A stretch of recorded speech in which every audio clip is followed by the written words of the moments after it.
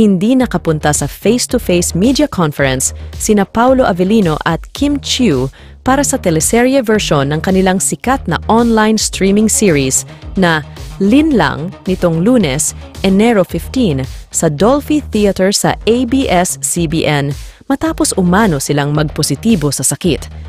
Bago maganap ang mga MediaCon sa ABS-CBN, lahat ay sumailalim muna sa antigen test upang tiyakin ang kaligtasan ng lahat.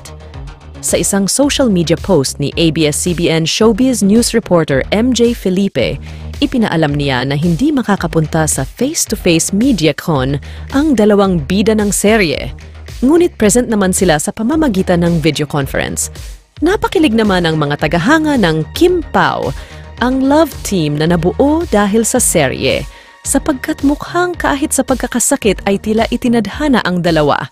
Sa kabila nito, kahit na hindi nakadalo sina Paolo Avellino at Kim Chiu sa personal na media conference, patuloy pa rin ang suporta ng kanilang mga tagahanga para sa Linlang teleserye.